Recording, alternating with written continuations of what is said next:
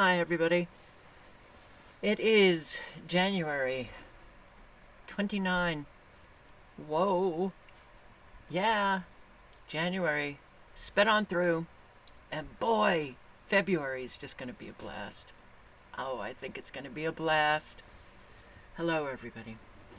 And let's see who is in the house. We've got Lindy London, Rage Against the Machine. Thank you, Rage. Yeah, I've never posted a short. I don't know. I think that's YouTube that just decides it's going to be a short. But I haven't done it, purposely. So I don't like them, actually. Anyway. Yeah, narcissistic thugs. Uh-huh. You got that. Analog synth player Andrew Cruz, hello, and Sherry Hughes, as always, and Marty Lauderdale, as always. Thank you very much. Something to chew on, and let's see, who did I missed a lot? Blues du Jour, Julie C, Killer Drums, James Brandenburg, Patricia White, Ray Clay, Jay Northrop, Wonder Why, Laura Larson, hello, Oracle 11, hello, Seek and Ye Shall Find, Super Paintings 62, Ezra, AJ 206, Silent Walk, hi guys. Alright, so, as always, O.T. Lamb, hello. As always, I've got quite a bit for you. I don't know which topic to start with, so I'm just going to start with a variety. War, after this. War at the border, after this. But look at this. Scotland. Wildfires. Wildfire reportedly seen in the Loch Inor.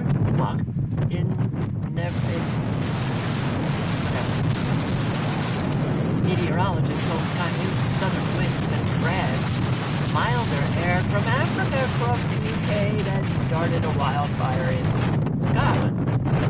Alright. Warmest ever January temperature. Okay. I hope that doesn't take down any structures. Wildfires. Well, the wildlife always. Right? Right. Yes. And look at this. This is so... It's disgusting to see this. Bullshit, man. Ridiculous. Ridiculous. Look at that. They're just getting carried away. They don't give a thing, man. They don't care.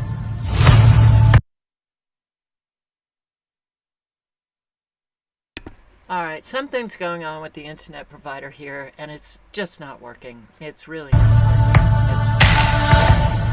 So, for whatever interruptions Chemtrail.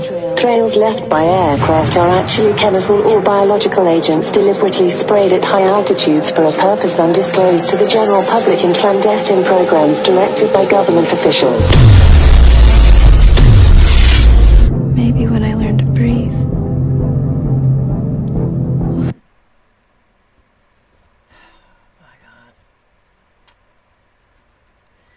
it gets to the point where you get so discouraged. Finally be able to talk.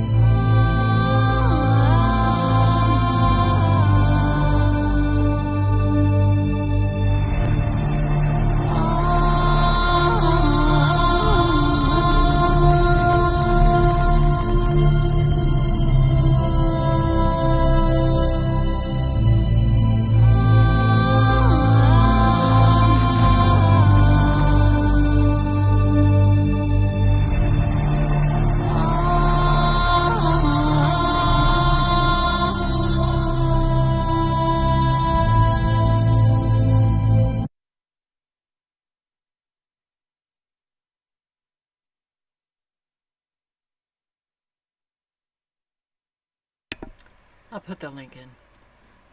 You can watch the full video, which is another minute. But yeah, you know, if people can't see what's smack in front of their face, you don't even have to look up. Like, I'm looking at the sky right now, but I'm not looking up. My eyes are going up a little bit, and you know, the toxicity was so obvious here where I am in Arizona today. It's been obvious everywhere for, well, certainly since 2010. And if you can't even have adult conversation about very obvious changes taking place those changes are being created by man, right? If you can't have adult conversation about that, forget it. We're lost in the woods, you know?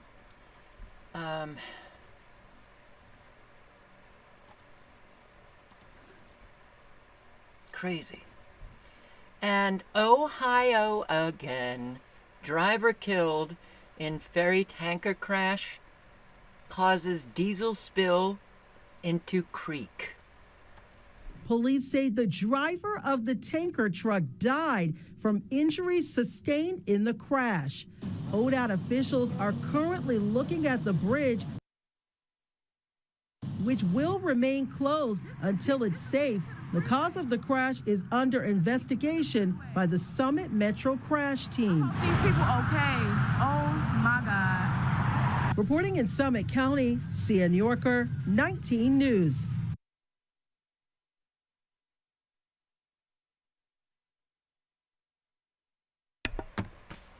Yep. Just weird. Been on the planet 60 years, never seen it. Somebody made a video a while ago about how snow was different. It isn't falling in like snowflakes. Yeah, and for the most part it isn't. I can't honestly have ever seen stick snow before. Not that I'm a real snow aficionado, but I've never seen that.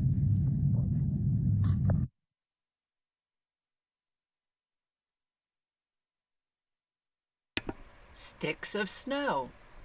Interesting. Whole lot of nanobots. And unfortunately, organic, non-organic, they are coating our fruits and our vegetables with poison. Peel coating is now applied to fruits and vegetables at major grocery stores, but there's more to the story than you've been told. Food companies have already been applying a peel coating to fruits and vegetables for 5 years. Since 2018, Costco has been selling apples and avocados that contain the Apeel label, and Walmart has been selling cucumbers that contain the label since 2020. Apeel cannot be washed off with water and is made by processing grapeseed oil with the use of 2 solvents, being ethyl acetate or heptane. The base ingredients in Apeel, which are mono and diglycerides, permit up to 21,000 parts per million of ethyl acetate and 23,000 parts per million of heptane in the final coating. They also permit up to 6% soap, 10 parts per million of palladium, 3 parts per million of arsenic, 2 parts per million of lead, and 1 part per million of cadmium and mercury. The coating is classified as generally recognized as safe, which indicates that the FDA did not do its own safety review of it, and it was done by the food and chemical industry. And you may be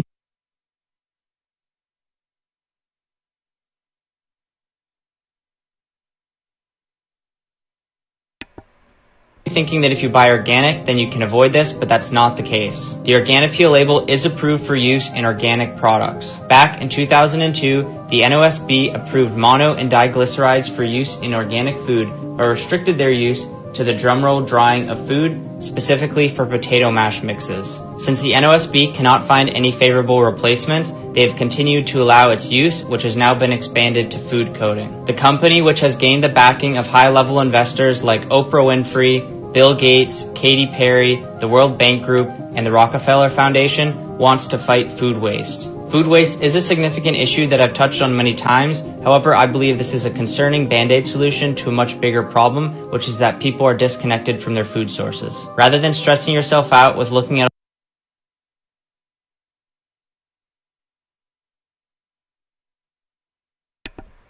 Yeah, don't stress yourself out. Just the air is poisoned, our water is poisoned, and our food is poisoned. And look at this. We did an experiment last night with our Good Value brand ice cream sandwiches from Walmart, and after 12 hours of being left out on the counter, the ice cream didn't even melt. Makes me sick just thinking what that ice cream is doing to our digestive system. And what kind of ice cream is in this? This doesn't look like ice cream. Did it turn yellow? Do they have yellow? What's a like? Is it a banana ice cream sandwich? What the hell is that? 12 hours, huh? Alrighty then. Okay. White Minnesota farmer sues state over discriminatory program. Discrimination is back. It has been going on, but it's now against white people. Oh, that's really going to help this racist country. Minnesota farmer is suing the state over an agricultural grant program that discriminates on the basis of race and sex. And for all of the people who have sued either the federal government or state government on similar claims, the white person being discriminated against, they have lost every one. So why would the state continue to do this?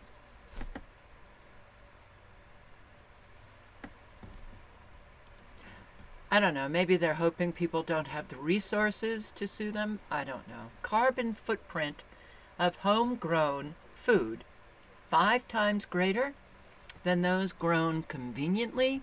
I want to thank my subscriber for sending this along. Homegrown food. Your little garden outside apparently is responsible for an increased level of CO2. Oh, man, we've got to get rid of the individual gardens, right? Growing your own food in an allotment may not be as good for the environment as expected. Oh, doesn't this go to Agenda 2030? Don't you wish people would maybe do a little bit of research? And here, Conservative MP destroys free land. Your carbon taxes in Canada are going up again. Never before have we seen ignorance used as a political strategy the way this Liberal government uses it. It's shameful. At the end of the day, Canadians are struggling day in and day out to be able to heat their homes, to be able to put food on their tables, and to be able to care for their families. And the carbon tax only increases that cost more. And what do you know? On April 1st, the carbon tax is scheduled to go up yet again. This government is going to hike it again on April 1st. So what this government choose to put its feet into reality and to acknowledge the struggle that everyday Canadians face and show a little bit of compassion, scrap the tax, stop the increase. The Honourable Deputy Prime Minister, Minister of Finance. Mr. Speaker, earlier today the Conservatives were talking about hypocrisy, and that is a subject they know a lot about. The poverty rate in Canada has been cut in half. And you know what they want to do next? They want to take carbon price rebate checks out of the bank accounts of Canadian families. That's $1,000 in Ontario, more than $1,000 in Alberta, Saskatchewan. That will hurt Canadians. The Honourable Member from Lethbridge. There's this government's false perception of reality, and then there's the reality that everyday Canadians are experiencing. I would invite the Honourable Member to consider what the reality actually is. If she could only come down from her high horse and enter into the everyday life of Canadians, she might understand. Not everyone lives in downtown Toronto and has access to the luxuries that she does. Canadians are struggling. They are struggling to put food on their tables. They are struggling to pay their heating bills. They are struggling to be able to care for their families. Record numbers of Canadians are using food banks, and it has a lot to do with the carbon tax, which is scheduled to increase on April 1st. Will this government axe the tax? Will this government axe the tax? And I've posted videos showing how high is that carbon tax on Canadians. But unfortunately, the only savior is the individual. You gotta do something with the knowledge that you're getting, because you can't count on your politicians. Don't we know that? Industry insiders hopeful Biden's attack on Texas LNG, the liquefied natural gas, will be short-term. White House slapped taxes with a temporary pause on pending decisions of liquefied natural gas exports. Well, Texas is the third largest exporter of LNG in the world. So that will affect other countries. But he's doing this because climate change is an existential, it is the existential threat of our time. Don't you know that?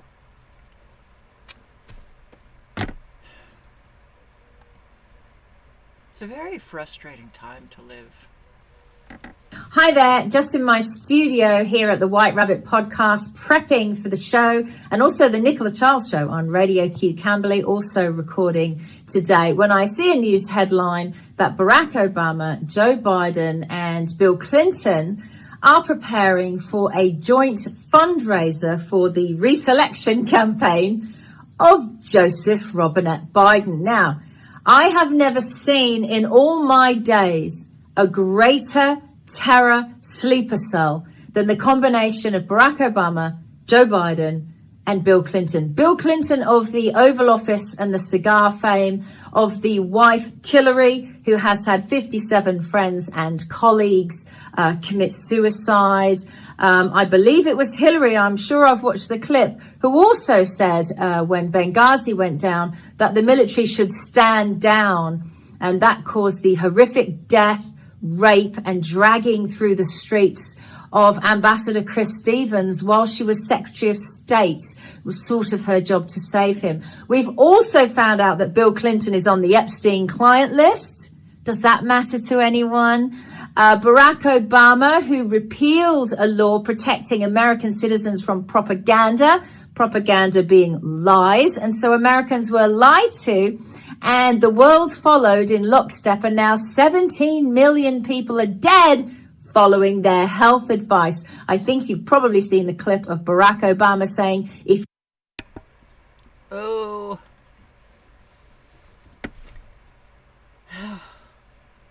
I didn't remember her saying any of that. Okay. But yes, sleeper cell activated. Barack Obama, Bill Clinton, Joe Biden. And this, you want to talk, I don't even know what to say. I don't know what to say. Maybe you'll know what to say. Okay. Religion you're allowed to do anywhere. No, miss, you're not allowed to sing church songs outside of church grounds, by the way. You're not allowed to sing church songs outside of church songs or church you're not allowed grounds. That's fine. That's you're fine. not allowed. She just said you're not allowed to sing church songs outside of church. Outside of church grounds, unless you have That's you've a load been of rubbish. authorized by the church to do this kind of songs. He's not saying anything anymore. Are you saying that you don't care about the Human Rights Act? You're lost? And can it be that I should gain an interest in the Saviour's blood? Oh, hold on a minute. Apparently, I'm committing a hate crime. Yep, that's the latest lunacy from the police. Apparently, you're not allowed to sing a hymn outside of a church because doing so is a hate crime. Can you believe it? Well, I can't believe it, and it's time that we stop this absolute nonsense. James Cleverly, Home Secretary, Home Office, Government, Sadiq Khan, Sir Mark Rowley, anybody that's listening, get your police officers in order. We have the right to have a belief, and we have a right to express that belief in the UK. Sort it out, or we'll sort it out for you. Thank you. So, I want to believe that that's a joke, like that cop was just joking around. Okay. But what we are living now is so bloody insane that it probably wasn't a joke. You cannot sing church hymns off church property. Can you sing them in the shower? Can you sing them at home? Oh,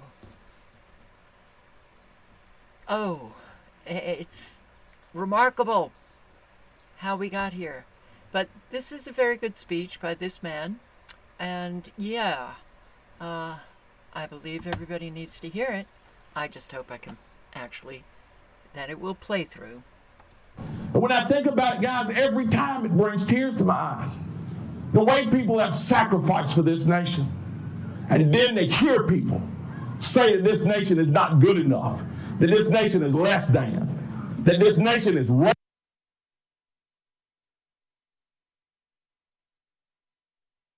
That this race is, and this nation is racist. Racist. My God, what part of this country do you have to live in? Where are you at in your mind to say that this is a racist nation? Where? Show it to me. Bring it to me. Lay it at my feet. Any person that thinks that this is a racist nation, look here, I got a personal story to tell you. A personal story to tell you. I'm standing right here and I'm looking at all these different faces in here and I see people that don't look anything like me. Some of whom have embraced me in tears and tell me that they love me. And they don't love me because I'm a black man or because I'm a white man. They love me because we share a heart. We share a heart for this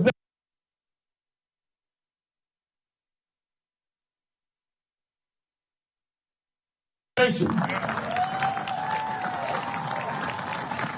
We support this nation when people don't care what you look like anymore.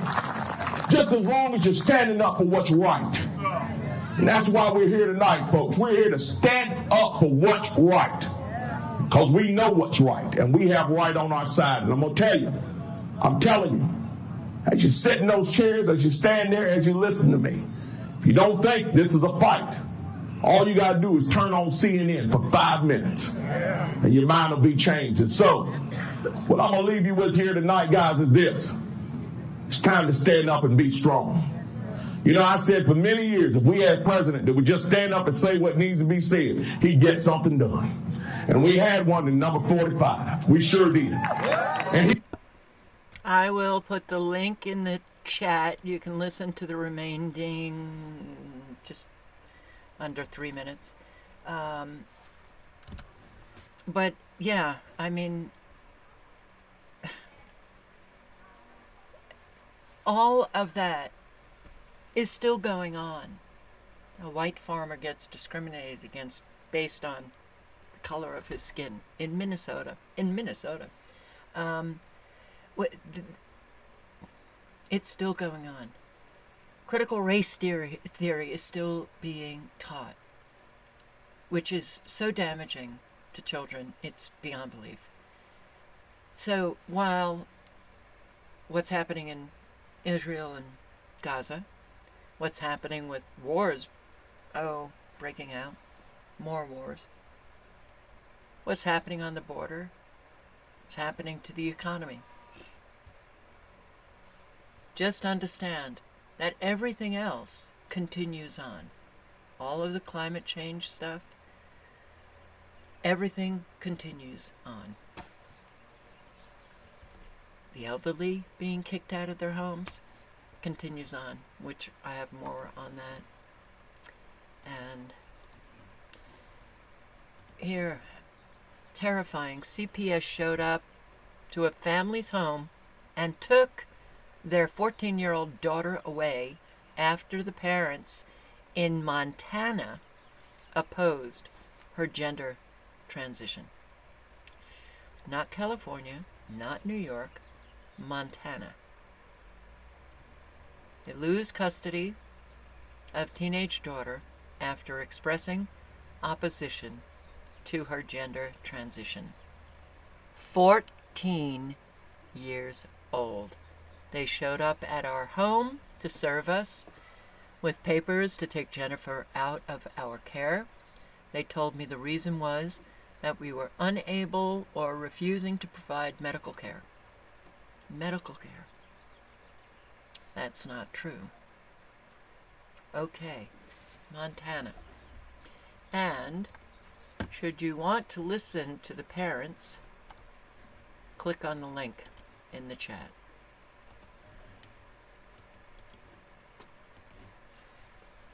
About their ordeal and warning other parents.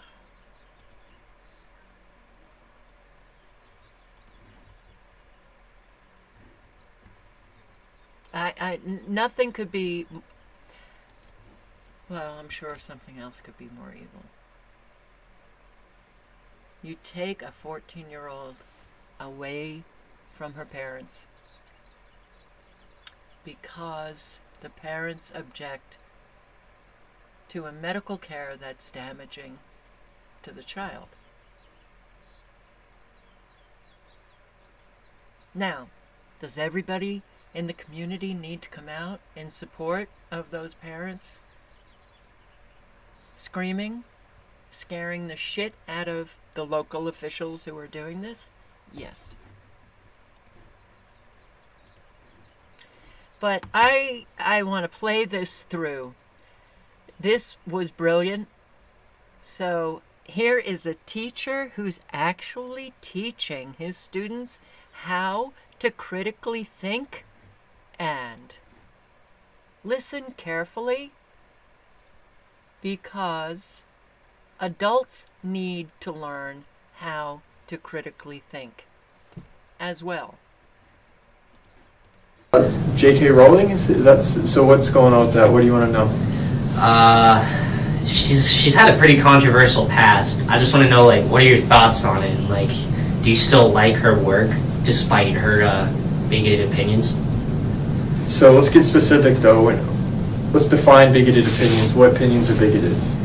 We're going to treat this as a thought experiment. I'm not going to say what's right or wrong or what way to think. The whole point is to learn how to think, not what to think. Yeah. So when you say bigot, you're starting with the conclusion that given her bigoted opinions. Yeah. So first, let's start with, does she have bigoted opinions? So when you say bigoted opinions, she has had a history of being extremely transphobic, I've heard.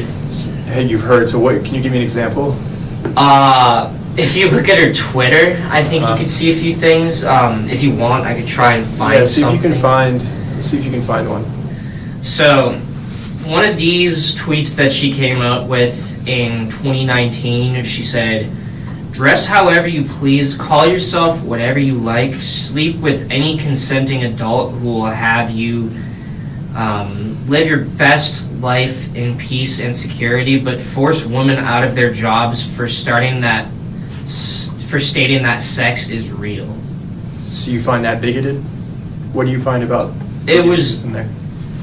It was deemed transphobic. Like, I myself. Do you find that transphobic yourself? I don't really have an opinion on it, but I'm just going with what a lot of other people have said. So let's pause there. Let's not go with what other people are saying. Let's try and learn how to critically think. So let's analyze the tweet ourselves. So that statement, do you see anything problematic? Disregarding other people's opinions. She did try and pin some things on a specific group of people. Where does she do that? Can you read that? But force women out of their jobs for stating that sex is real. So when I hear that, I'm interpreting that as meaning if a woman says that, saying that there's a difference between men and female and then being attacked as transphobic, I think that's what she's saying by attacking someone for stating that sex is real. That is exactly what she's saying. Is that transphobic to you? So, to me, no. Stating that sex is real is not transphobic. It's just a fact of life. It exists. So is there anything you disagree with in that tweet? In that tweet, I can't really see anything that I myself disagree with, but I can see why some people would think, oh, this is offensive. We can't have that here or something, because... Sure. There's an apology tweet What is she? Let's read that. What did she say there? I haven't read that. I respect every trans person's right to live any way that feels authentic and comfortable to them. I'd march with you if you were discriminated against on the basis of being trans. At the same time, my life has been shaped by being female. I do not believe it is hateful to say so. You see anything problematic there? She's apologizing, so no, not really. If I could read it again. It sounds like a very similar statement as what she was just saying. She's basically saying, like, I have nothing, to me, this is what I interpret it as, I have nothing against someone being trans. Exactly. In your life, but you just don't get to impose on you can live how you want, I can live how I want. Yeah. And let's all, Exactly. So I guess now that we're looking at it like, oh, there's not much difference between me or her, do you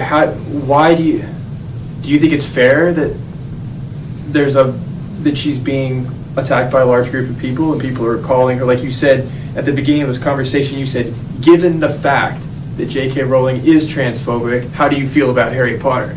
Now, retroactively looking at that statement, do you think that was the best way to phrase? No, I feel like an idiot now. It's okay though, but this is why we do this, to learn how to think. There's been so in my class specifically, it's like in our class, there's been quite a few people in there who have been saying like, oh, she's transphobic. I've not, like, until today, I haven't really thought about it because I just believe like, oh, there's 5 people saying it. It must be correct. True. Yeah. Well, that's interesting. That was great. Okay. So I have spoken often about my coming out of my indoctrination as a former Democrat, and a lot of the analysis that I did getting out of that bubble, standing on the periphery and just looking inside and really listening, I realized that an awful lot of my beliefs were based on what I heard from others. And I carried it a whole lot longer than this kid. Yes, a whole lot of us need to analyze our views. And why do we have them? Why? Where did they come from? A whole lot come from the social network that, we hang about with, and we don't question because the social network that you're hanging about with, you all have pretty much the same views. And I don't think a lot of people even question, well, why do they have that view? Why do I have that view? And you kind of subconsciously think, well, if everybody has that view, it must be the right view. And very often it's the wrong view. So, good on this teacher. Very good. And I just want to show you something beautiful.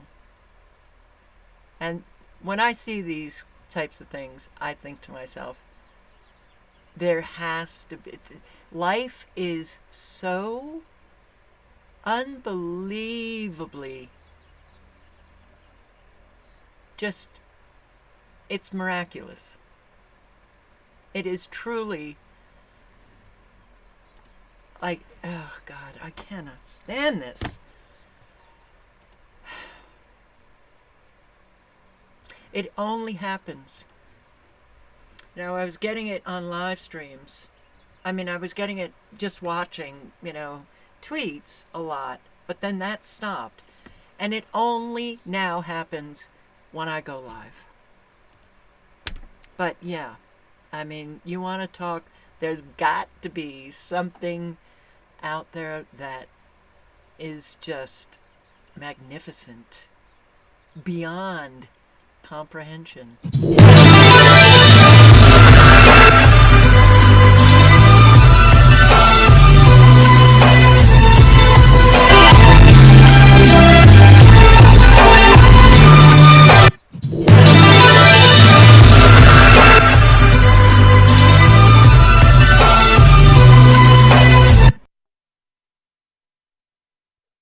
Wow.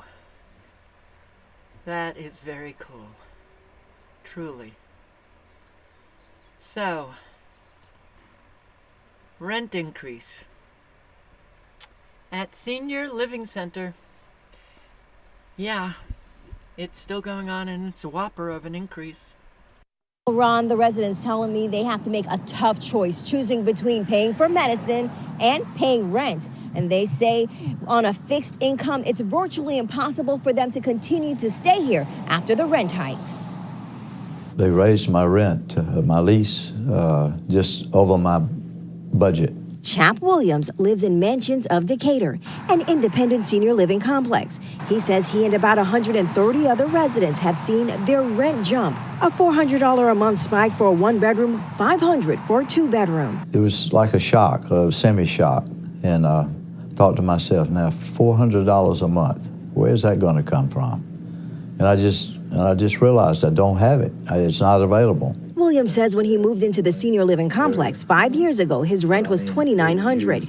He adds each year he and the other residents have seen increases well above the cost of living adjustment.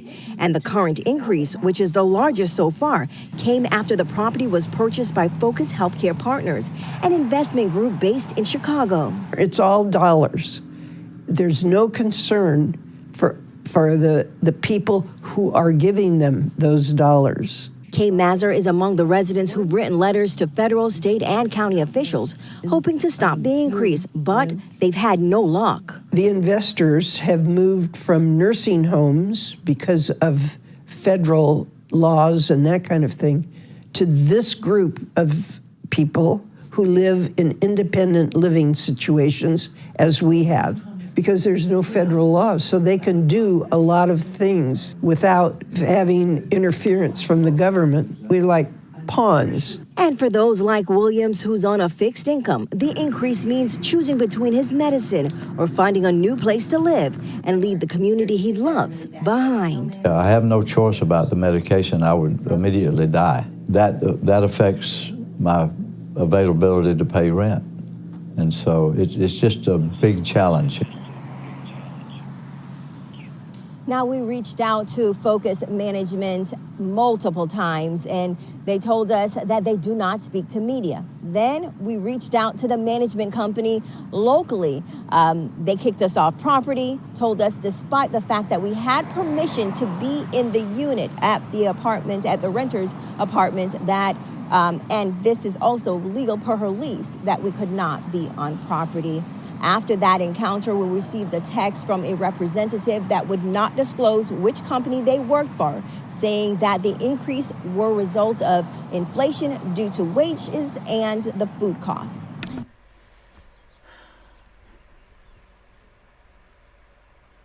Now, these people raising the rent on seniors, they know they're living on limited income. They know it. See, when greed becomes acceptable, it flourishes.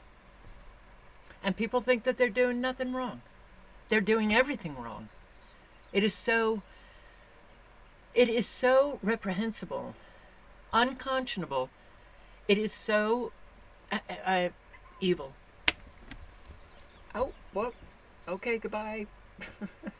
Goodbye, babe.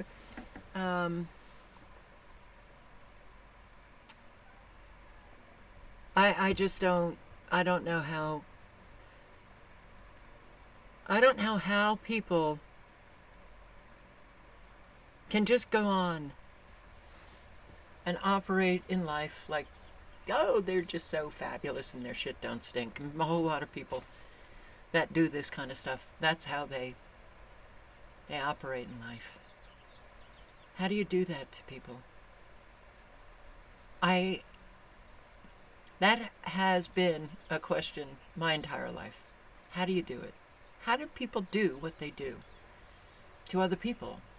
You know, I came across a video last night of a subscriber that I had, and I have not seen hide or hair for years, from Kevin. Right here. Kevin 905. And I bet some of you will remember Kevin 905 or perhaps even, subscribe. But due to the loss of my channels and community guideline strikes and channel goes down, you lose so many subscribers. And and I was like, oh my God, that's Kevin. So I was listening to his video, and I will put the link in the video to an article that he wrote, which is on his site, and I want to read the article. The wisdom that he speaks in this video, humanity stuck in a loop. Here's why. Everything that he said I agree with. Humanity stuck in a loop. Here's why. You look at what's happening in the world, look at history. And look at history. It seems nothing has really changed, and that history is repeating itself all the time. Poverty, homelessness, crime, war, human suffering in general. Our history is full of those things, and we can't seem to escape it. It's like we're stuck in a loop, so to speak. Throughout my research, I've been able to identify 3 primary reasons why we've been unable to break free of this endless cycle of torture. The first is uneven wealth availability for everyone. Wealth doesn't necessarily mean money. Wealth is anything you or collective humanity finds valuable. Things like food, water, shelter, clothing, electricity, oil and gas, earth, minerals, antique collections. Things people work towards can be considered wealth. The second is humanity's lack of understanding of the golden rule and the laws of cause and effect, or natural law. The third is humanity's constant violation of natural law, especially the laws of free will. Natural law, a set of universal, man-made, binding and unchangeable conditions which govern the behavioral consequence of beings with the capacity for holistic intelligence. Okay, cause and effect. What you do in life, how you operate in life, that you consider your behavior. You consider your behavior prior to behaving, and you think, will it hurt another sentient being? If so, you don't behave in that way. Even if it's just going to benefit you. You don't behave in any way that hurts other sentient beings, which means 2-legged, 4-legged life. So there's a classic Taoist principle of allowing people to grow and evolve on their own time, in their own pace, letting nature run its course, so to speak. Instead of doing exactly that, we are constantly trying to control and manipulate people's mindsets and actions. A lot of people are arrogant enough to believe that they know more about what is right and wrong than they actually do. Even major institutions on earth is guilty of this, especially government, organized religion, the media, the education system, the health system, and of course a lot of parents and caretakers. Sure, you want to give people direction, such as explaining why certain things and actions are harmful, but the better alternatives and course of actions are, however, you don't shove this down people's throats. It's like growing a plant. You let the plant do its thing without you forcing it to grow. If you try to force the plant to grow faster, you risk destroying it before it can even blossom. Human growth works the same way, and it's our constant interference in people's lives that's creating all these chaotic events that we fear so much.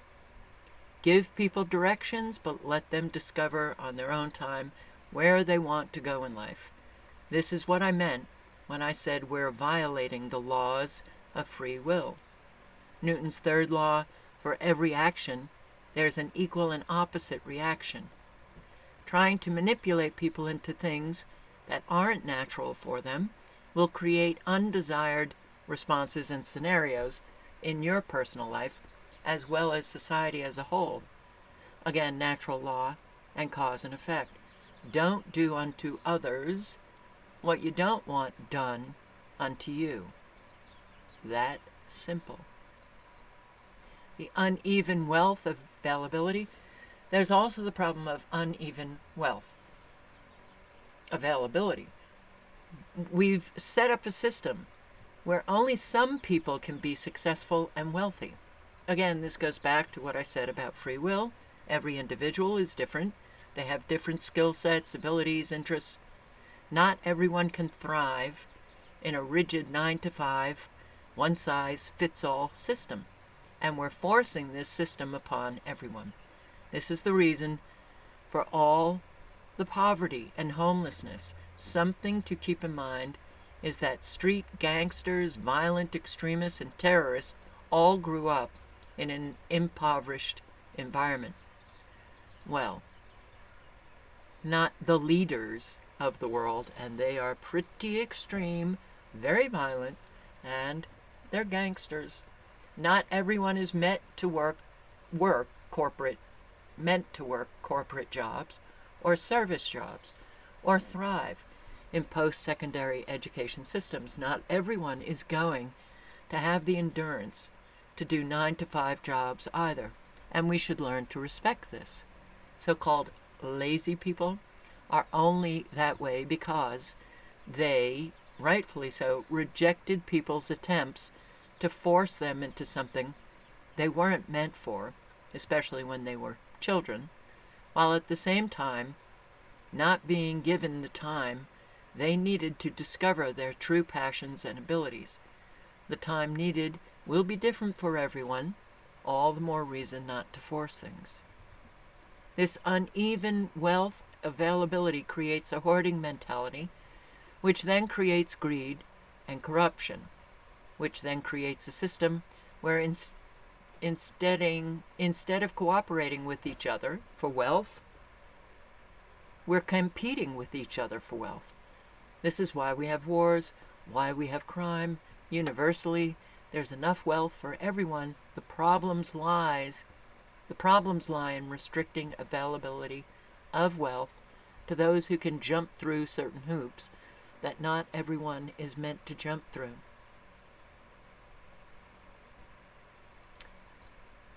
New World Order or communist takeover. Putting value on a status will cause people to compete. Hoarding treasures will turn them into thieves. Verse 3 of the Tao Te Ching. Spent many, many years reading, studying, and trying to get myself to operate in ways of the Tao Te Ching. So yeah, I mean,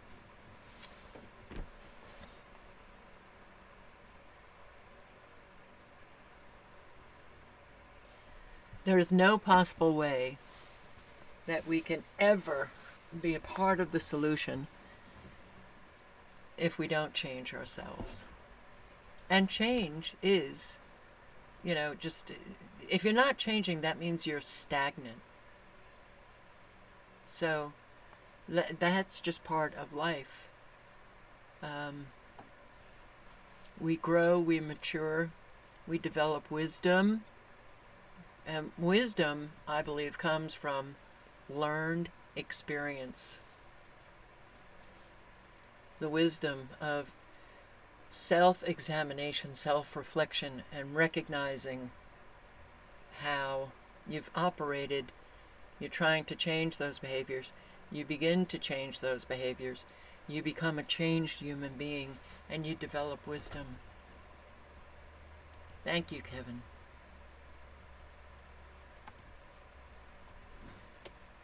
See, we have been inculcated in a system where we literally accept other people causing other people to suffer. And because we won't recognize the person who's put that cause into effect, we blame the people who are the actual victims. And in fact, if that victim begins to benefit in a monetary way and then becomes really rich, then we kind of have a knee-jerk reaction to bow down to them. Oh, you've got a lot of money. That means you must be really successful and really intelligent or something. And I want to be like you because you've got a lot of money. No. No. But now it is so in our face. And when we see children getting destroyed in schools, when we see children getting destroyed with all of this transition, I don't want to say nonsense because that's an understatement of a lifetime. When we see seniors literally being put out on the street, and we can't, as a collective, do anything about that, then when we see our government that is killing all of the innocent people overseas, killing us, I mean, our food has become poisoned, and I think we've grown to accept that. Oh, okay. Our water is poisoned. The air is poisoned. They're killing life. We have mass genocide going on all over the world. We've grown to accept it. Oh, this is just what happens.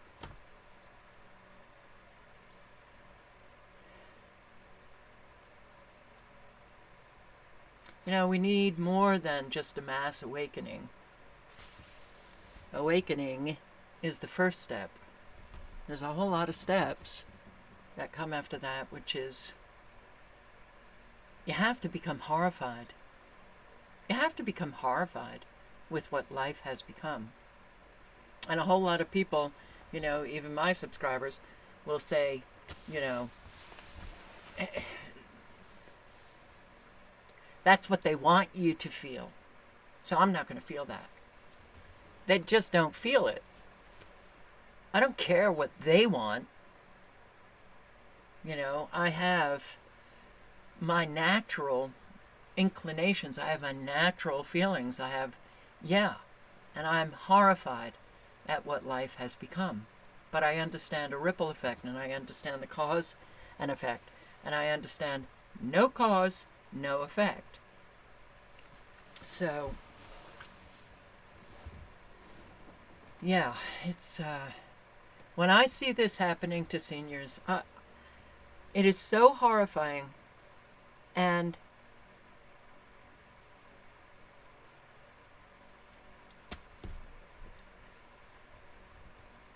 but in many ways, it's the American way. Oh, too bad for you. Sucks to be you.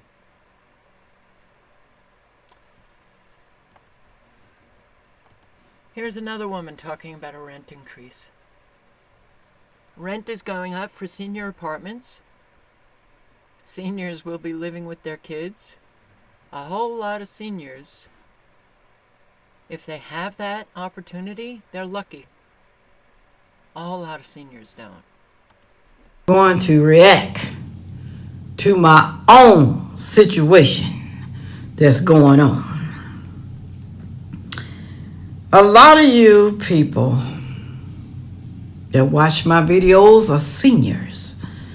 I can tell that by my analytics, especially when I talk about politics.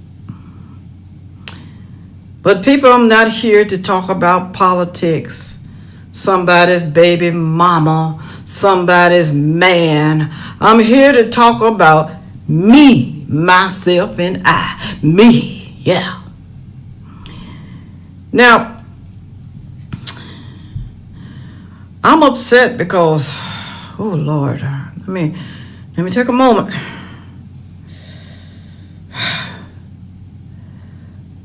I live in a senior apartment, 55 and older. And there's a lot of more people that's way older than 55. These people are on Social Security.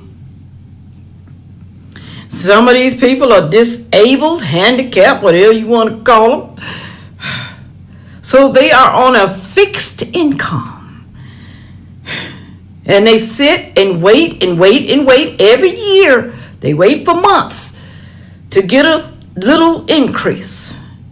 And as y'all know, last year, not this year, increase was like 8%. Now it was like 3 point something. Way less than what they got. Most people said they increased was $24, $40. The most, I think, about 50, according to how much Social Security you get a disability. Well, our apartment complex, managed by Fairway Management, decided to go up on the rent. Now, I know the rent goes up every year. Now, my rent went up last year, I think was like maybe $33, $35, something like that. But this year,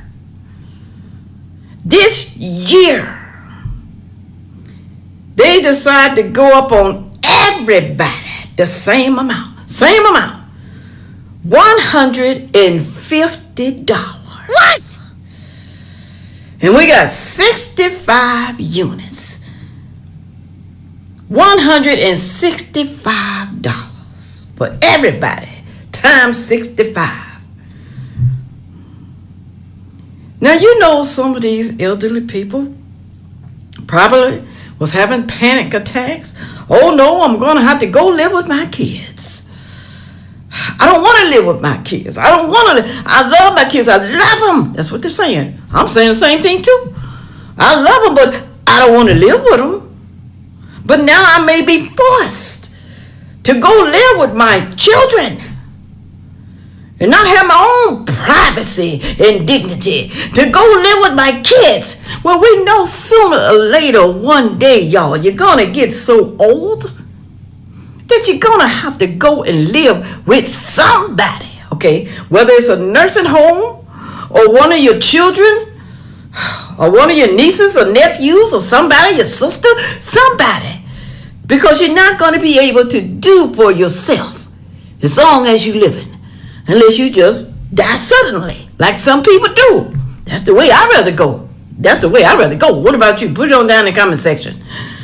Because I don't want nobody taking care of me. I don't want nobody changing my diapers. I don't want nobody doing that for me. I don't want nobody watching my kitty cat down there. I don't want nobody doing it. I want to do that myself. But sooner or later, when you get too old, you can't even do it.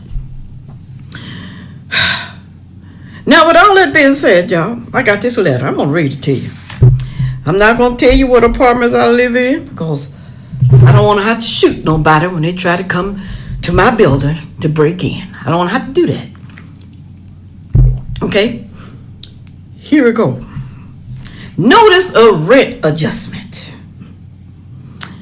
Dear residents, after careful consideration, we determined a rent increase is necessary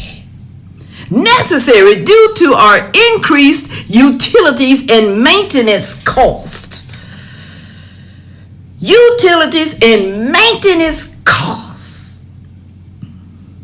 I don't see what the maintenance be doing. I really don't. They ain't painting no walls. They ain't changing out no carpet.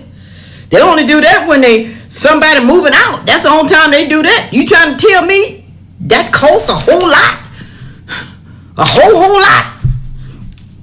It also says we are providing this notice well in advance to allow you ample time to plan for this change.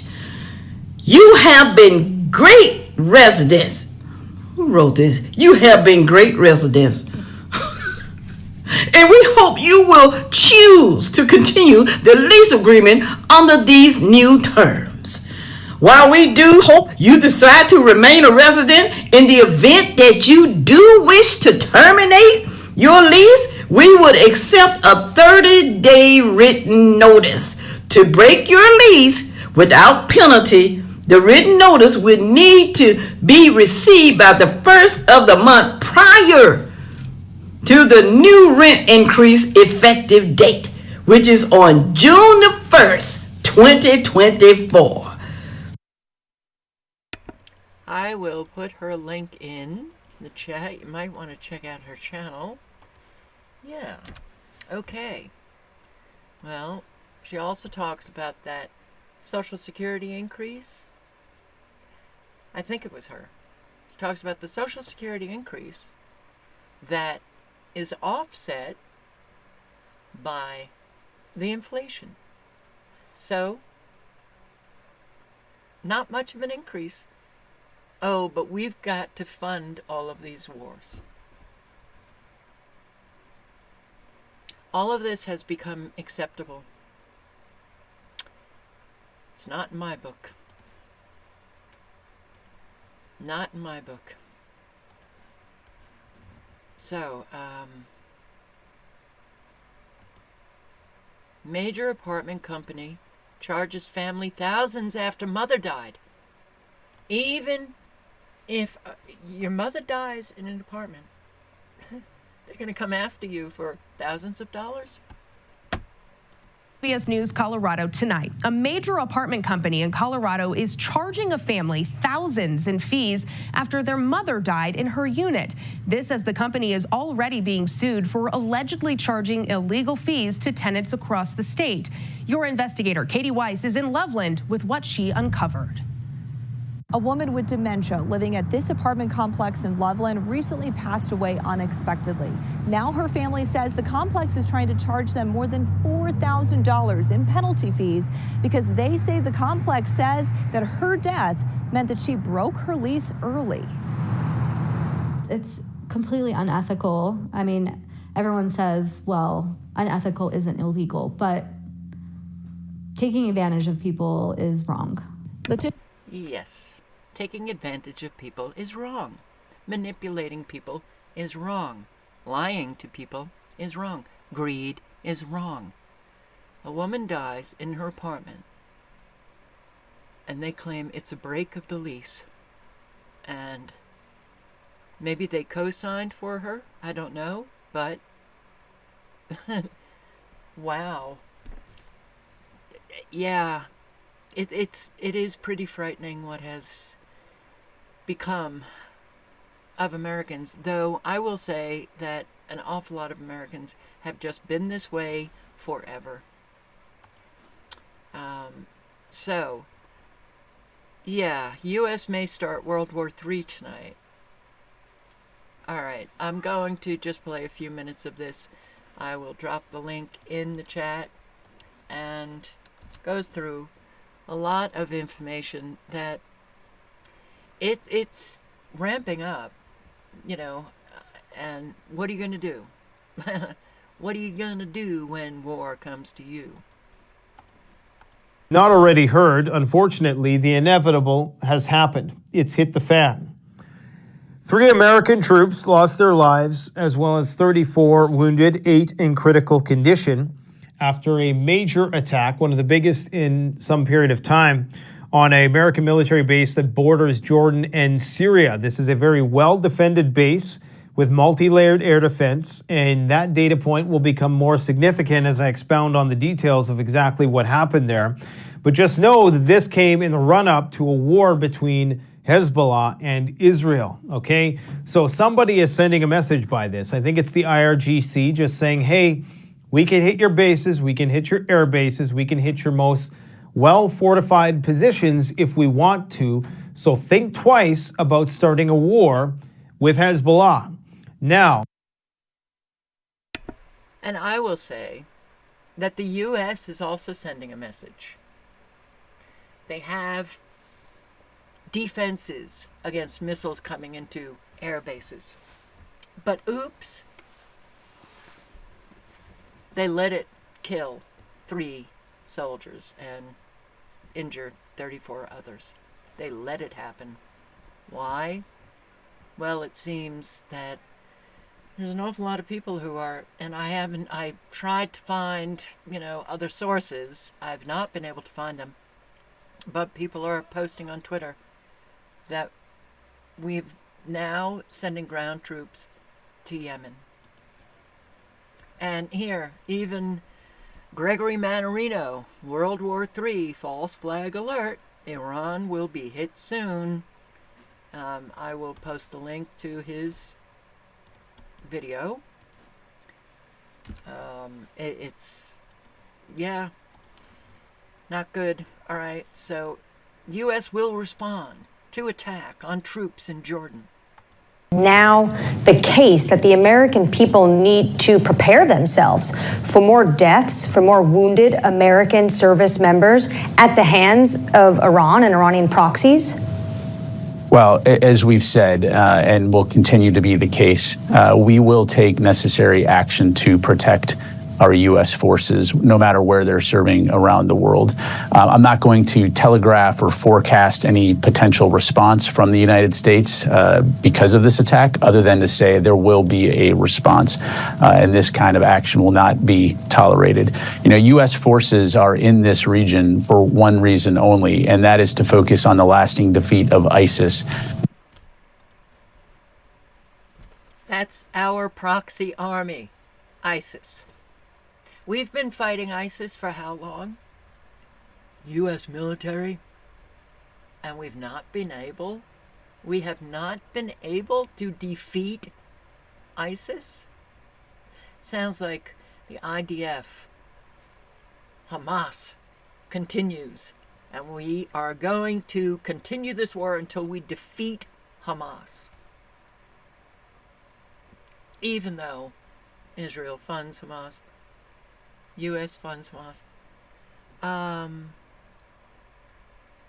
Sure wish Americans would grow up, wise up, and recognize that you're not being protected. They're starting World War III. Will they be going after Iran now? Remember the list of countries that we were going to be taking out? Who was it? Wesley Clark? Oh. Got this directive from the Pentagon. We'll be taking out Syria, Libya, Iran. What were the other countries? Now I can't even remember. Somalia. It's 4 out of 7. And here we go.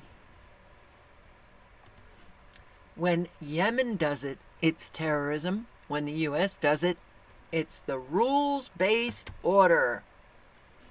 Yes, we don't do anything wrong.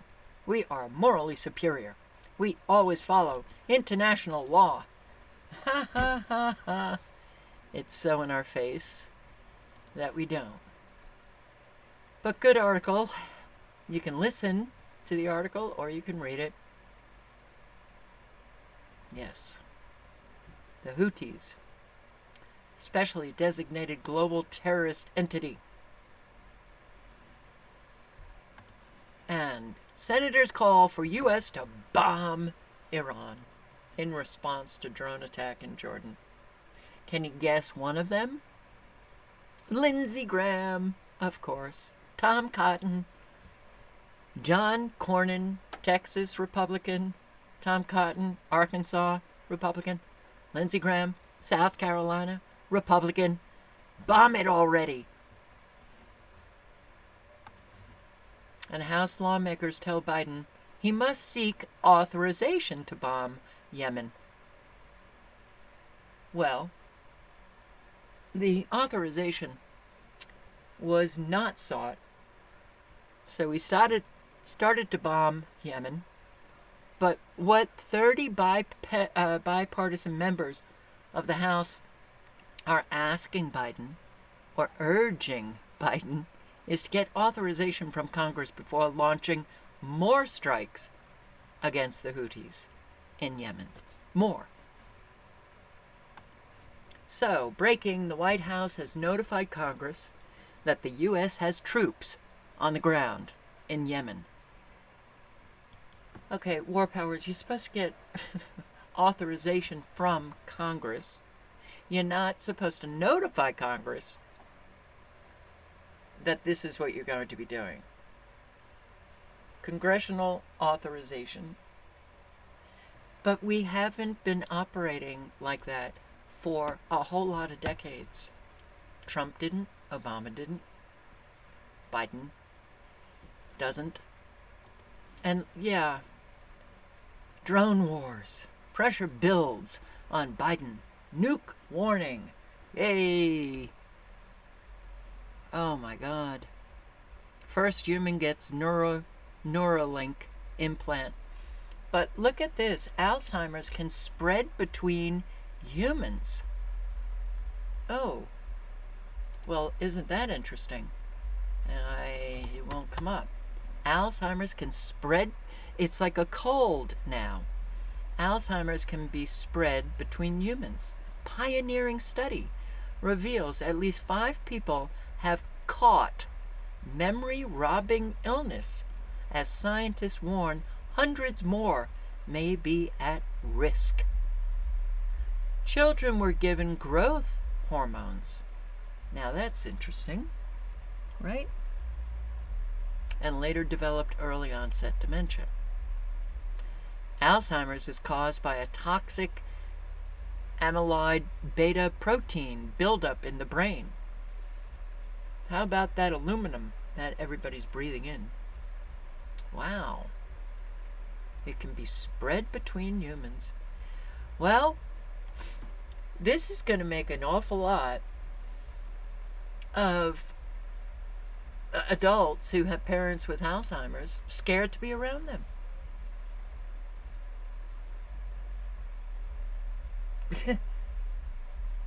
This is the kind of stuff that people hear from mainstream media, and they believe it because it's the science. It's the science. All right. 9 times lied about October 7th rape story. Just a few minutes. I will link below. The Alzheimer's story was just what I had saw on Drudge, but here. Stuff. They go into detail in this article. See the headline? It says "Screams Without Words: How Hamas Weaponized Sexual Violence on October 7th." Because if there's one thing we've learned from the burning of the Reichstag in the last century is that you need a flimsy excuse to launch a genocide against the group of people who had nothing to do with the attack. The slack-jawed dopes of the world were just going to go along with it because they go along with whatever the New York Times or the man on the television tells them. I mean, after COVID, it's amazing how people just go. I had people quoting these stupid stories to me at Christmas parties. If the guy on the television told them, hey, it's unhealthy to keep breathing, they would sit down and stop breathing and say, sorry, the doctor on the TV knows more about this than you do. And then they would just pass out. So look, there's a little bit of the story. One family knew exactly who she was, Gail Adush, a mother of 2 from working-class town in central Israel, who disappeared from the rave that night with her husband, based largely on the video evidence. The whole point of this, it's false. I'm sorry, I buried the lead. This New York Times story has been now completely debunked. And by who? By the woman they say... Here we go. Based largely on the video evidence, which was verified by the New York Times, Israeli police officials said they believe that Ms. Abdush was raped, and she has become a symbol of the horrors visited upon Israeli women and girls during the October 7th attacks. Okay. Israeli officials say that everywhere Hamas terrorists struck, the rave, the military bases along the Gaza border, and the kibbutzim, they brutalized women. A 2-month investigation by the New York Times uncovered painful new details, establishing that the attacks against women were not isolated events, but part of a broader pattern of gender-based violence on October 7th. Well, here's Aaron Mate. A major embarrassment for the New York Times and his story, this guy Gettleman, on how Hamas weaponized sexual violence. Gal Adbush is the October 7th victim whose story leads and is featured throughout the New York Times article. Her family is even featured as the cover image. New York Times describes her as the symbol of October 7th sexual violence. But here's the problem. Her sister says there is no proof that there was a rape. She also accuses the New York Times of manipulating their family. They didn't know that she would be presented as a rape victim in the story. What, they're not happy about that? That they just threw in she was raped on top of it being blown up? In other words, the New York Times weaponized both a dead woman and a sexual violence to spread propaganda in service of a genocide in Palestine. People don't know that the New York Times lies repeatedly. They don't know that it is the prestigious propaganda outlet. Okay, well, all of this, they continue the lies. They continue even after they've been exposed as lies. They just continue lying. How many people do you have in your life that do that? Because I sure have had an awful lot. So, Ukraine Security Service arrests 5 people accused of $40 million in arms fraud. 2 Ministry of Defense officials among those arrested over contract for mortar shells that never arrived. Oh. Ukraine's SBU Security Service has arrested 5 people who allegedly tried to steal nearly $40 million, 31 million euros, that was supposed to be used to buy shells for the country's military in its war against Russia. But guess what? Oh, they took that money. Where did they get the 40 million? USA, USA, USA. Ukraine, it is known to be like the most corrupt country in Europe's continent. How much money have we given them? Why are we supporting such a corrupt country? So, looks like trains with tanks passing through the city Melo in the Netherlands. Never seen that happening in my life before. Yeah, well, a whole lot of military movement is happening. It is happening.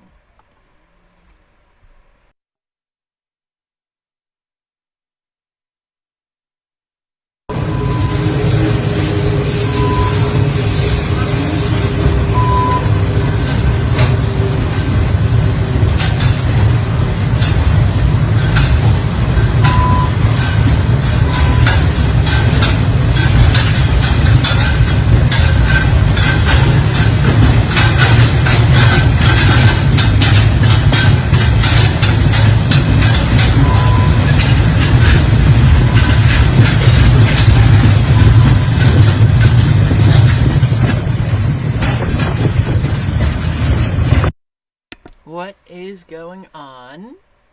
What's going on? Largest ever NATO exercise to rehearse Russian attack on Europe. 90,000 troops from all 31 member states will take part. Are they exercising or are they getting ready for something? And here, you know, what's going on in Israel is, well, it's hard to even wrap your head around.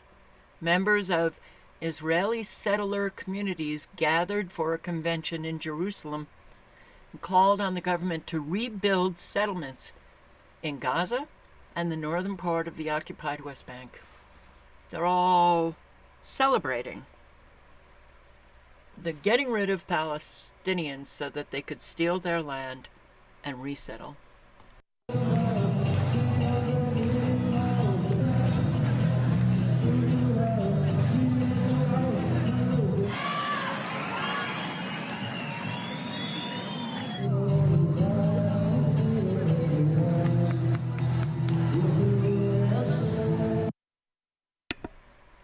A dozen or so lawmakers attended the event, which was led in part by the right-wing Nahala organization that advocates for the expansion of Jewish settlements. All right, what's happening with this is completely and utterly against international law, immoral, and they're doing it anyway. And a whole lot of people will get upset. But here's Nancy Pelosi saying that those who are calling for a ceasefire, they're Putin. You're spreading Putin's message. No, it goes back to Russia. It goes back to Putin. Everything.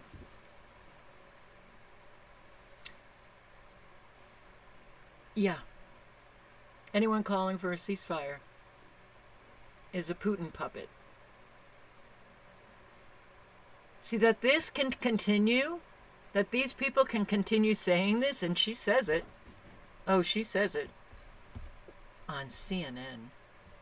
And, oh, I can't listen to this again. You know, Nancy Pelosi reminds me of my mother. And my mother is a malignant narcissist.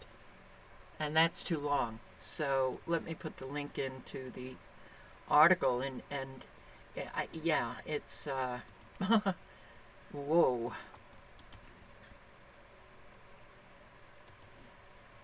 All right, let me get rid of this here. Too long. Too many characters. I'll put the link into the article. Yeah. Yeah. People who are against war madness are actually spreading Putin's message.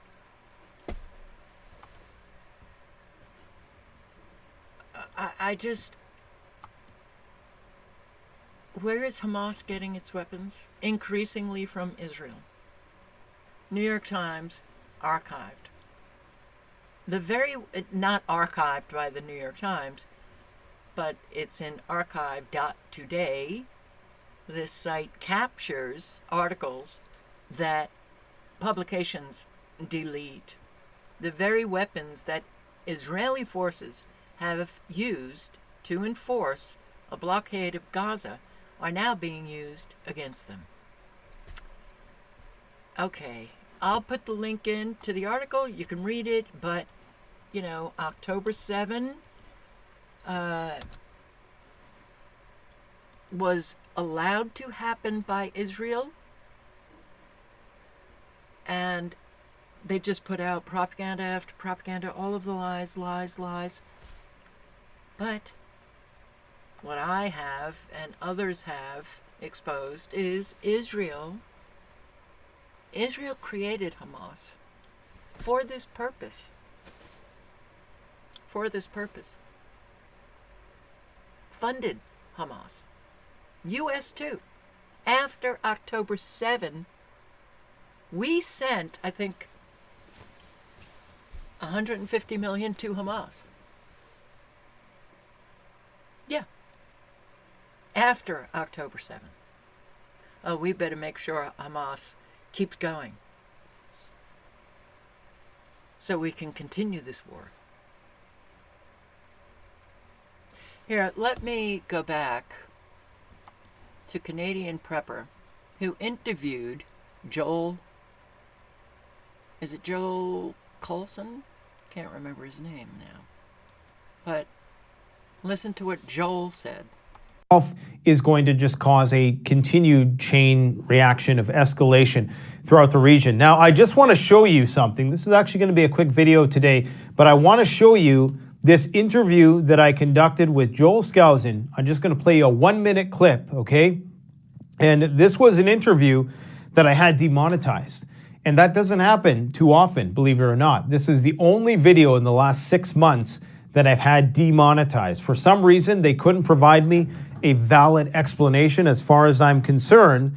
But I'm telling you, he predicted exactly what happened today, okay? And this is a guy, he's the author of the book Strategic Relocation, a very popular prepping book, but he's also a geopolitical analyst. I don't agree with everything he says. Let's get that 100% clear. But I will say that he did predict the Ukraine war to a T, and that's what compelled me to have him on the channel in the first place. That back in 2012, he predicted that after 2020, the Russians and the Ukrainians were going to go to war. NATO was going to be involved. Now, nobody could foresee the pandemic, so you have to tack on a couple extra years. But let's hear what he has to say about this current situation. This interview was done just after October 7th, okay?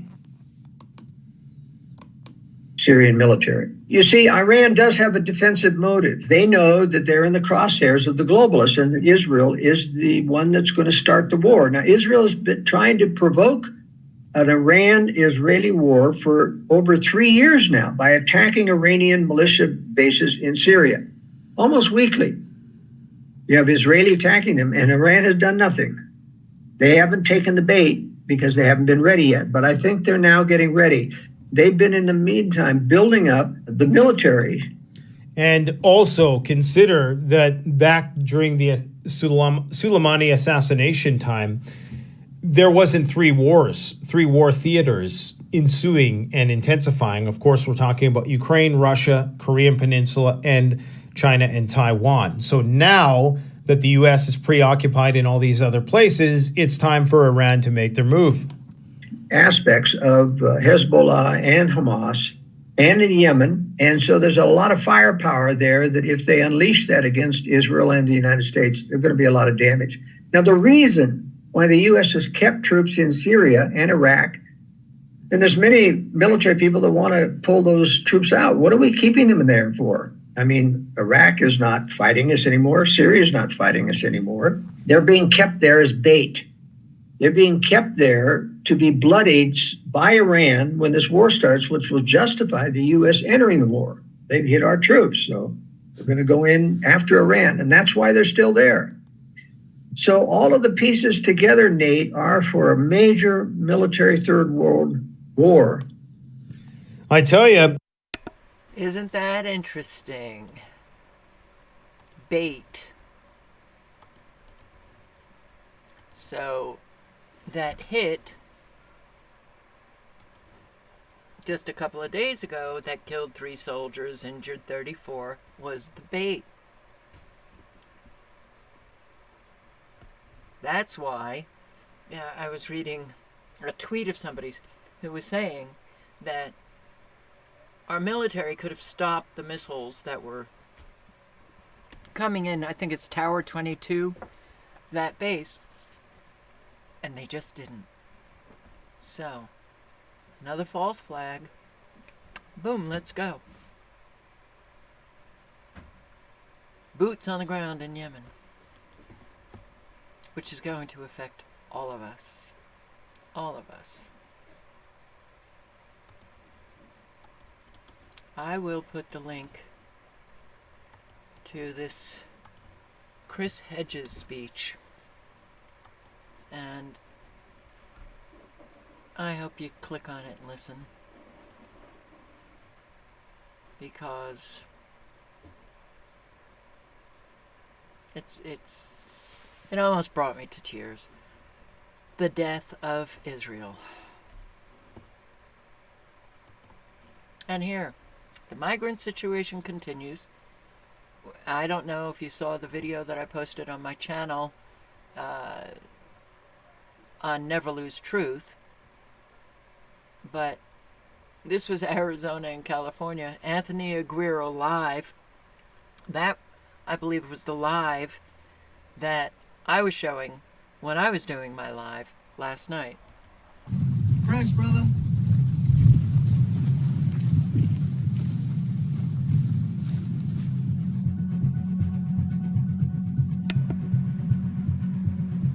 Arizona, California.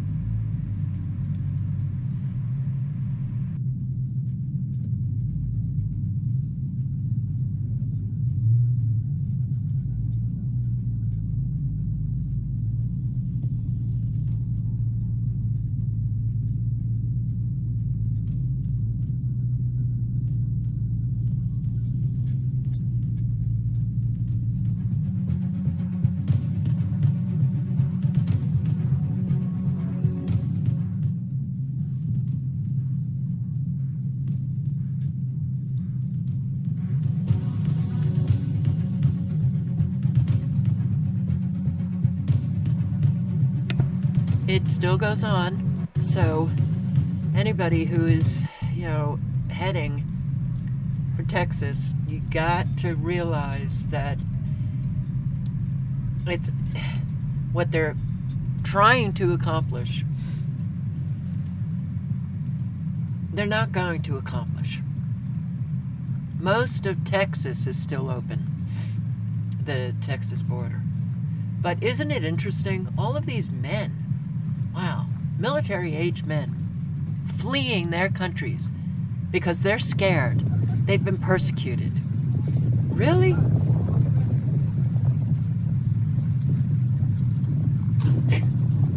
We are,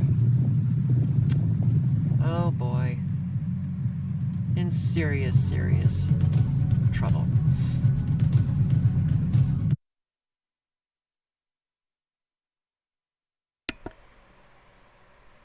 There's a whole lot more. Here's Michael Yon.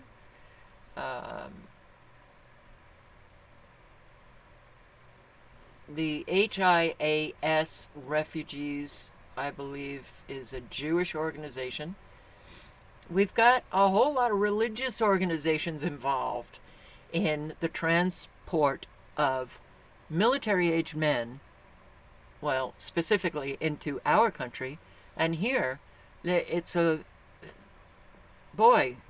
local business in Panama has really benefited from this.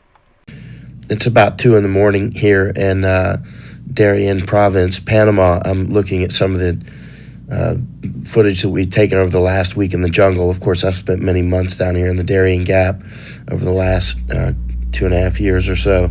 And so you can see on this day, roughly 167 boats came in filled with, you can see how many people are there per boat.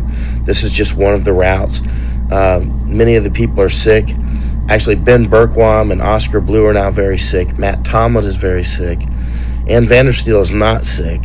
And you can tell I've got some very low-level symptoms. So actually, Ben Berkwam and Oscar Blue and Matt Tomlin are very healthy men. Yet when they've come out with these aliens, they've gotten sick 3 times now, the last 3 trips. Something's going wrong. And many of these aliens are fighting each other, even killing each other and raping each other at times. We don't know who they are. They're headed to the United States. Right now, coming through the Darien Gap, maybe 3,000 to 4,000 per day, 82,000 last month, but that number is clearly increasing. So here it goes, total wartime invasion.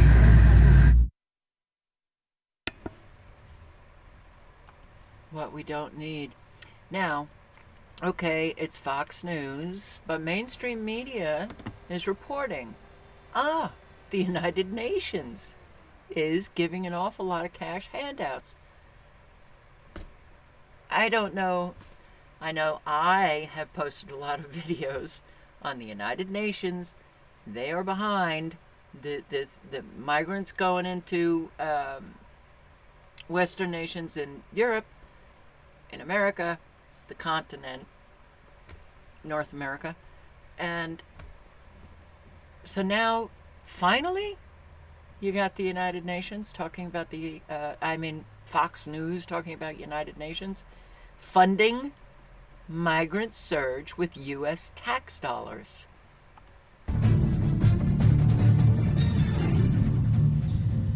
Welcome back. Well, illegal border crossings break a new record, with CBP reporting over 300,000 encounters in December, the highest month.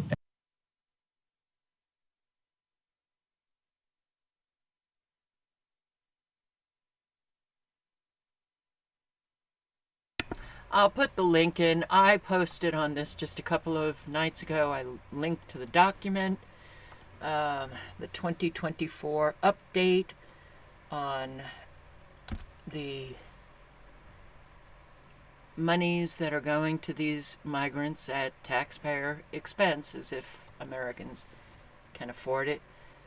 I also posted on the FBI and other intelligence, former intelligence members writing a letter to Biden saying this is a huge national security issue with the Biden with the border being open. It has been for years and years. Yeah, you're exactly right. It's a complete and utter catastrophe. And it is, as the Elise Stefanik said, this has been willful. Remember, Biden campaigned on basically an open border, and they've implemented in every respect. Everything they have done has been to undermine law enforcement, prevent any law enforcement whatsoever. They've been willing to lie repeatedly, lie about their own agents. And this is long overdue to impeach Mayorkas, because this is an utter and complete catastrophe. Yeah. And everyone knows it's deliberate, because if it wasn't, this administration would ask him to step down for being incompetent. But they are thrilled with what he's doing, because they want as many illegal immigrants to come into the country as possible. You know what's unbelievable to me is that when lawmakers say every state is a border state, what they mean by that is that you've got illegal migrants going into every state and committing crimes and putting people at risk. This has become a national security issue. I spoke with the Lieutenant Governor of Texas yesterday, Dan Patrick. Listen to this. This was an issue that the Biden administration self-inflicted on this country. Why? This border issue is number one, because fentanyl is crossing that border and killing more Americans than any other issue between 18 and 45, because we have women being raped, we have children being put into sex slavery, we have murderers, we have molesters, we have gang members, we have drug dealers, we have carjackers, we have kidnappers, all cross. Then why are you letting migrants to cross the border and only securing like a 2.5 mile section of Eagle Pass? Why? But it is a major security issue. Mayorkas panics after Representative Crane exposes his dirty secrets. Notice that some of my colleagues on the other side of the aisle have been trying to diminish, your qualifications. What's the primary responsibility of the federal government, Mr. Knudsen? Primary responsibility of the federal government is to carry out and execute the laws of the Congress. Yeah, is it to protect our unalienable God-given rights as well? Absolutely. What about, does our government have a responsibility to protect its citizens, Mr. Bailey? Yes. Are any of you guys familiar with Article 4, Section 4 of our Constitution, often called the Invasion Clause? Anybody? Yes. I'm going to read it real quick. The United States shall guarantee to every state in the Union a republican form of government and shall protect each of them against invasion. Now, there's arguments right now about whether or not this is an invasion, but... And we're no longer a republic. That died a whole long time ago. It's tough to argue when you have the equivalent of a combat division size of illegals coming across our southern border. For those of you that don't know, that's 10,000 individuals every single day in invasion. And we've talked about what comes with those individuals from crime, the economic burdens on our citizens, the families being destroyed of fentanyl. You guys are all familiar with that. You guys see them every single day in your own states. Is that correct? Yes. Thank you. Are you guys aware of the job title of Alejandro Mayorkas, Mr. Knudsen? His specific job title is Secretary of the Department of Homeland Security. Secretary of Homeland Security. Now, I'm no constitutional scholar, Mr. Drummond, but just from that job title alone, would you assess that maybe his job might be to secure and protect the homeland? He has the duty to control and guard our Mr. Bailey, is Secretary Mayorkas doing that? He has abdicated his official legal responsibilities and his moral and ethical responsibilities to this nation. Mr. Knudsen, is he doing that? Absolutely is not. He is derelict in many of those duties.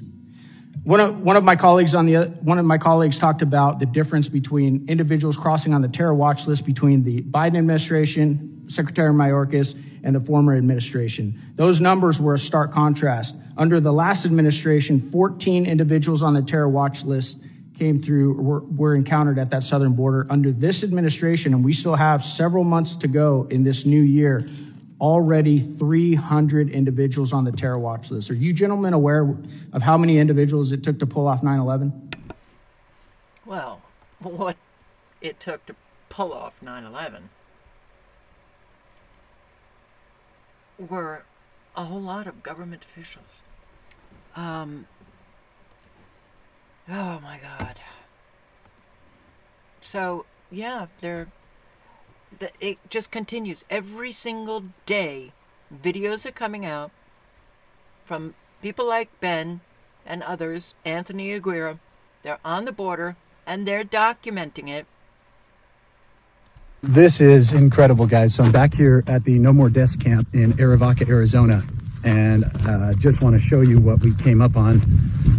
We're up in the air looking down on the camp right now, but this is truly shocking. Never seen them this brazen with it. Check this out. They actually have the camouflage clothes of the illegal aliens hanging up in the tree. So these are the illegals that don't want to get caught. These are the so-called runners. This camp, that's partially funded by Pima County, that is operated under the Universalist Unitarian Church out of Tucson, Arizona, is aiding and abetting cartel runners directly into Arizona. I will link below. It's an 8-minute video. I only got 42 seconds in. They're all over. They're all over. And it is an invasion. And anybody who thinks it's not is really just... I don't know what they are. But this is now a business. Drop off at Jacumba, I don't know how to pronounce that, California.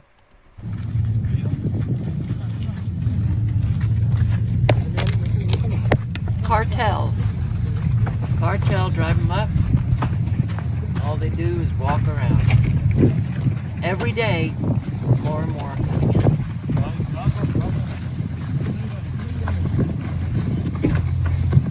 And lo and behold, a whole lot, the majority are men.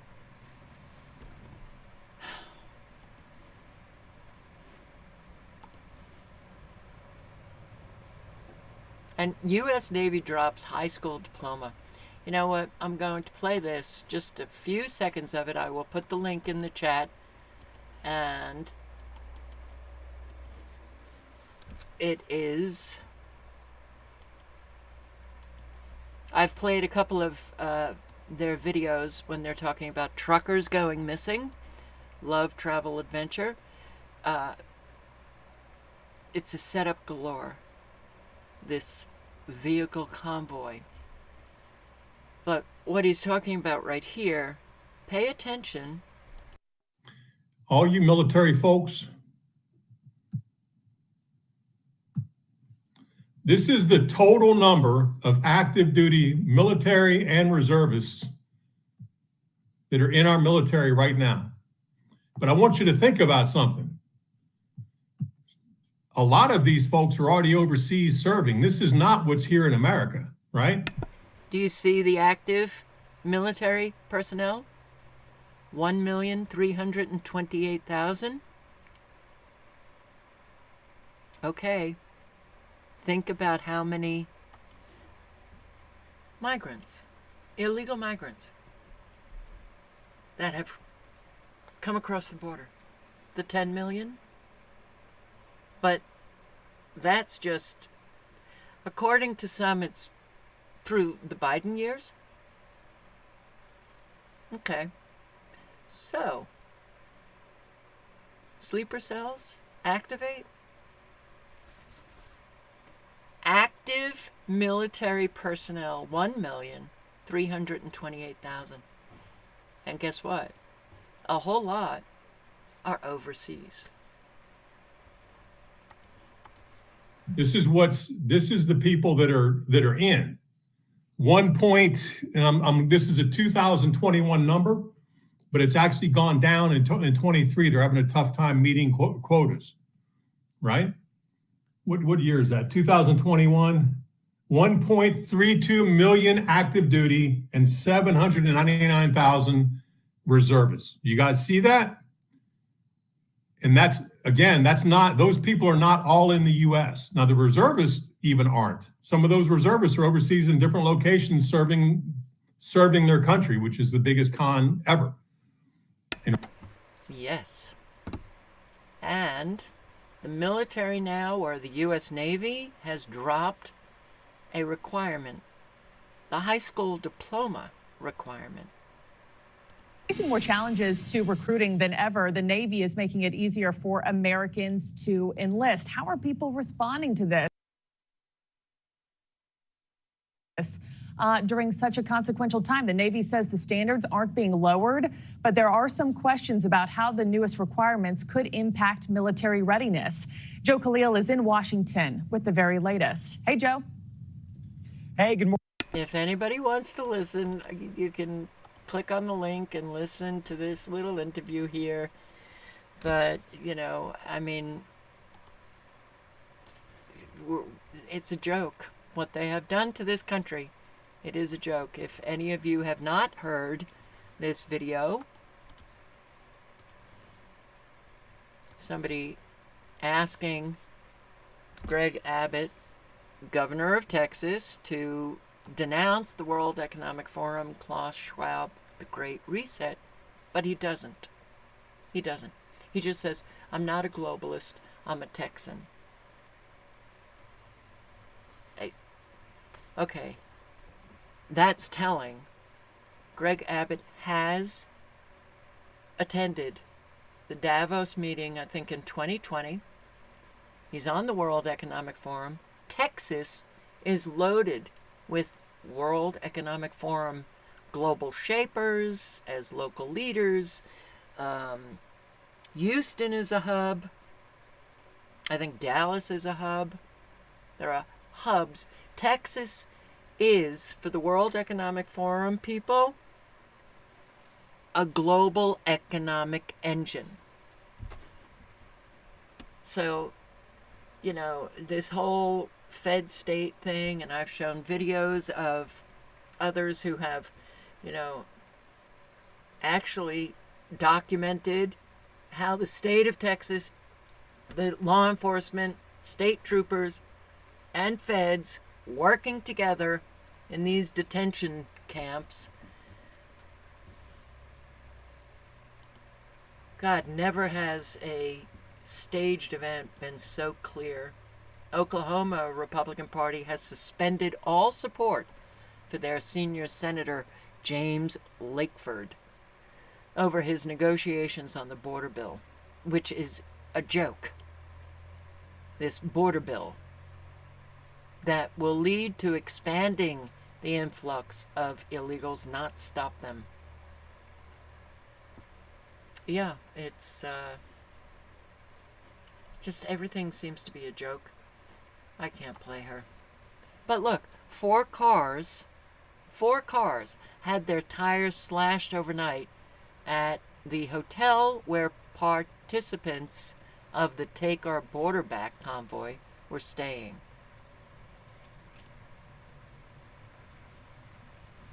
Wow. Can't even get the pictures up. Look at this.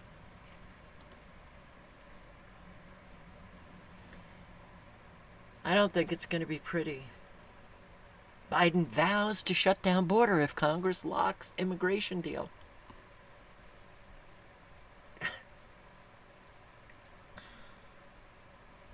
Really?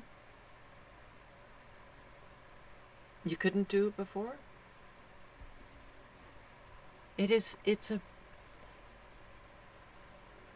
They are making fools of Americans because everything is so flippin' obvious. The lies are obvious. I came across this video. I'll put the link in. But the title of the video is, like, what is it? The capital of Somalia in Texas. Oh my God, we have made it to Texas, the land of Islam. Welcome from Textline, Texas. We have 1 hour and 42 minutes, 112 miles to get to the Islamic Center of Amarillo. Let's talk about Texas real quick. Oh my God, we have made it to Texas, the land of Islam. Welcome from Textline, Texas. We have 1 hour and 42 minutes, 112 miles to get to the Islamic Center of Amarillo. Let's talk about Texas real quick. Texas is not a state, it's a country. The biggest state in the lower 48, the contiguous United States. It's almost the size of Pakistan. Yes, you heard that right. It's massive.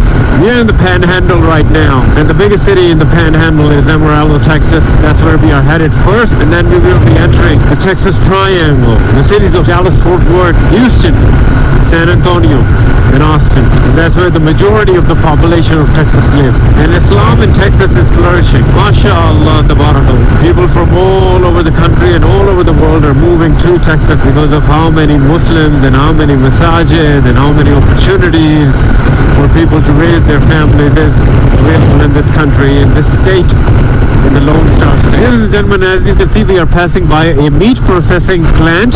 There's a lot of beef, Texas beef over here, and a lot of factories. We are still 1 hour and a half away from Amarillo, but already have passed 2 meat processing plants. And that just shows you how a lot of the Muslims, especially the refugees, are working in meat processing plants here in the Texas Panhandle area. Ladies and gentlemen, brothers and sisters, we are in Dalhart, Texas, right here. The speed of the highway has suddenly become 30 miles per hour, and look at all these factories. And I'm sure we have a lot of brothers and sisters that work here. This is the empty belt of the United States. And we all have been here before, but this time a little south. The historic bridge right here taking all these containers. Look at all these trucks passing by, going towards Amarillo. A lot of industry here, a lot of factories here. This life is different from the life that we know in our... There's a large Islamic community.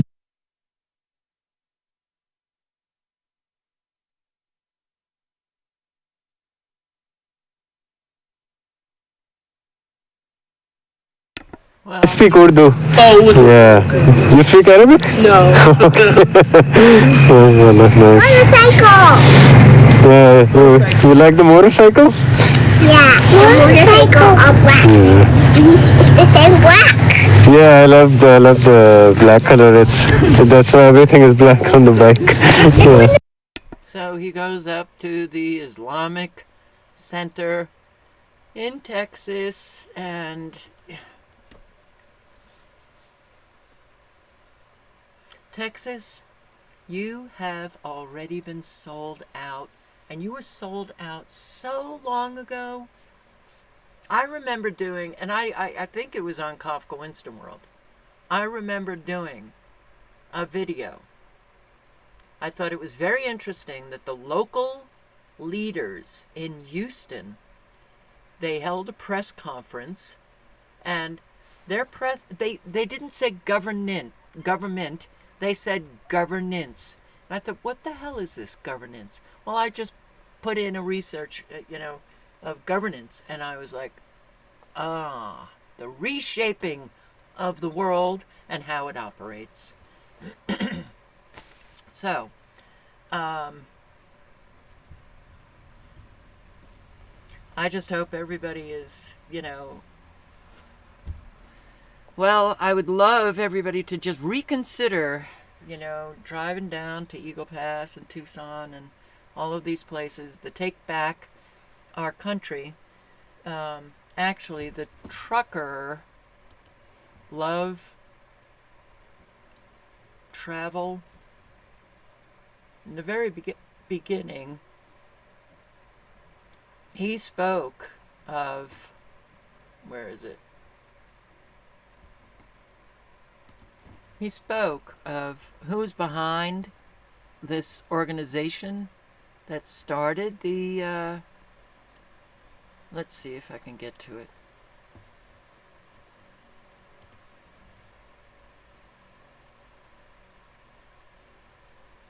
Convoy. That's the website. Take Our Border Back Convoy. Now, if you go into that and you look at some stuff, the website is being managed out of Arizona. The company that runs the website is based out of Florida. You have to go do your own research on this. Don't believe me. And then as you scroll down this, let me scroll down this page for you. As you scroll down this, there's a Green Beret, retired lieutenant colonel, that's putting himself at the forefront on this website. Here he is right here, picture-wise. Give me 1 second. There he is. There he is. You see that on the screen, babe? Yeah, it's going down right now. So. Lieutenant Colonel, retired, Pete Chambers. He was he went in the Army back in '83. I'm going by memory from the article I read. There's quite a bit of information on him on the website. He went in the Army, became a Green Beret, and also ended up getting out, becoming a doctor, and I think going back in and serving as a doctor, but I didn't read all that because I've been trying to put all this together. And I don't want to do a clean stream where I've got the nice. I'll put the link in again. But, yeah, you have to be very careful now, especially after January 6th. We learned, okay, any big event, even if it starts organically, even if it starts, innocently, it gets taken over. But it's not innocent, this whole state-fed war. That's not innocent. That is an orchestrated, staged event. It's like living in these simulations that government creates. And they create them for a reason. And unfortunately, that reason never benefits Americans. So, 7 o'clock. Do your best to educate people around you.